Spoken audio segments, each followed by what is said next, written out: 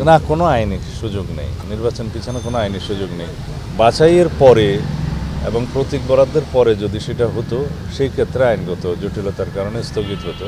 এখন সেই পরিস্থিতি নাই, যেহেতু বাছাইয়ের আগেই তিনি নেই। তার আইনগত যেটা বলা হয় লিগ্যাল এন্টিটি হিসেবে যেহেতু তিনি এক্সিস্ট করেন না, সেই জন্য তার মনোনয়নপত্রটা বাছাইতেই টিকবে না। দেশনেত্রী বেগম খালেদা জিয়া আজ আমাদের মাঝে নেই, কিন্তু তিনি মানুষের অন্তরে আছেন। গণতন্ত্রের মা হিসেবে তিনি খেতাব পেয়েছেন, প্রতিষ্ঠিত হয়েছেন। তার জানাজায় যারা শরিক হয়েছেন, যারা ঢাকায় আসতে পারেননি, তারা গায়েবানা জানাজাতে শরিক হয়েছেন।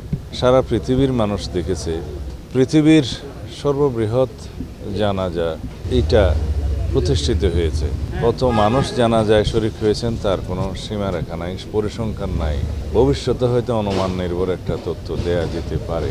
তার কারণ হলো, বাংলাদেশের মানুষ শুধু নয়, সারা পৃথিবীর মানুষ জানে, বিশ্বাস করেছে, গণতন্ত্রের লড়াই সংগ্রাম করতে করতে একজন সাধারণ গৃহিণী কিভাবে সারা বিশ্বে গণতন্ত্রের রক্ষক হতে পারে, গণতন্ত্রের জন্য দৃষ্টান্ত হতে পারে। গণতন্ত্রের জন্য সংগ্রাম করতে করতে নিজের জীবন, সন্তান, পরিবার সব কিছুই তিনি ত্যাগ করেছেন। বলতে গেলে এই দেশের জন্য, এই দেশের মানুষের জন্য, এই দেশের মাটির জন্য তার যে টান, তার যে ভালোবাসা, তার যে ভক্তি, তার যে দেশপ্রেম, তার কোনো তুলনা নেই। তিনি সব কিছুই হারিয়েছেন, কিন্তু অর্জন করেছেন যেই উচ্চতা, সেই উচ্চতায় পৃথিবীর বুকে খুব একটা বেশি মানুষের নাম লেখা নাই। আমরা তার সেই ত্যাগকে, তার সেই অবদানকে, তার সেই দেশপ্রেমকে পাথেয় করেই আমরা সামনের দিনে একটি শক্তিশালী গণতান্ত্রিক বৈষম্যহীন বাংলাদেশ বিনির্মাণের চেষ্টা করতে হবে। এটাই জাতির দাবি। আমরা তার জীবনের বিনিময়ে সেই শিক্ষাটা আমরা পেয়েছি।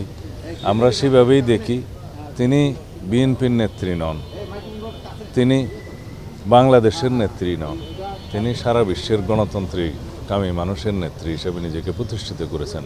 তিনি সব দল মতের ঊর্ধ্বে নিজেকে তুলতে পেরেছেন এবং এদেশের মানুষ, এদেশের সকলেই তাকে সেই মর্যাদায় আসীন করেছেন। এটাই আমাদের জাতীয় জীবনে প্রাপ্তি। অন্যদিকে আমরা তাকে হারালাম, সেই বেদনা, সেই শূন্যতা কখনোই পূরণ হবে না। সেই বিষয়ে আমি সত্যিই খুব বেশি শঙ্কিত। জনমানুষের যে প্রত্যাশা, এদেশের মানুষের যে প্রত্যাশা, আকাঙ্ক্ষা, শহীদের যে আকাঙ্ক্ষা আজকে যেই উচ্চতায় উঠে গিয়েছে, আমরা সত্যিকার অর্থে সেই প্রত্যাশা পূরণ করতে পারবো কিনা সেই বিষয়ে শঙ্কিত। এই কারণেই যে মানুষের আশা এবং প্রত্যাশা আসমান সমান হয়ে গেছে। সেই প্রত্যাশার কতটুকু বাস্তবিক ভিত্তিতে আমরা বাস্তবায়ন করতে পারবো সবাইকে ঐক্যবদ্ধ রেখে, সেই বিষয়টা নিয়ে আমি সত্যিই শঙ্কিত। তবুও আমাদের চেষ্টা অব্যাহত রাখতে হবে। আমরা আমাদের সীমিত সাধ্য, অর্থনৈতিক সাধ্যের মধ্যে আমরা সবাইকে ঐক্যবদ্ধ করে এই জাতিকে এগিয়ে নিয়ে যেতে হবে। এটাই আমাদের দায়িত্ব। কতটুকু পূরণ করতে পারা যাবে না সেটা ভবিষ্যৎ দেখবে। আমরা সত্যিকার অর্থে দেশনেত্রী বেগম খালেদা জিয়ার সুখকে শক্তিতে পরিণত করতে চাই, কিন্তু এটা দলীয় ভিত্তিতে নির্বাচনের কাজে আমরা ব্যবহার করার মতো এত সংকীর্ণ আমরা নই। আমরা তার সুখকে, শক্তিকে জাতি বিনির্মাণের জন্য ব্যবহার করতে চাই, নির্বাচনের জন্য নয়। তার মনোনয়নের ক্ষেত্রে যেহেতু তিনি ফিজিক্যালি আর নেই, সেজন্য আইনের ভিত্তিতে জেনারেল ক্লজেস অ্যাক্ট অনুসারে তার কোনো লিগ্যাল এন্টিটি নাই। সেই হিসেবে তার মনোনয়ন এমনিতেই বাতিল ঘোষণা করা হবে। যেহেতু আমাদের বিকল্প প্রার্থী সেখানে দেয়া আছে, তাদেরটা বাছাইতে যদি টিকে তাহলে তারাই প্রার্থী হবে। এটাই আইন। না, কোনো আইনি সুযোগ নেই, নির্বাচন পিছনে কোনো আইনি সুযোগ নেই। বাছাইয়ের পরে এবং প্রতীক বরাদ্দের পরে যদি সেটা হতো, সেই ক্ষেত্রে আইনগত জটিলতার কারণে স্থগিত হতো। এখন সেই পরিস্থিতি নাই, যেহেতু বাছাইয়ের আগেই তিনি নেই।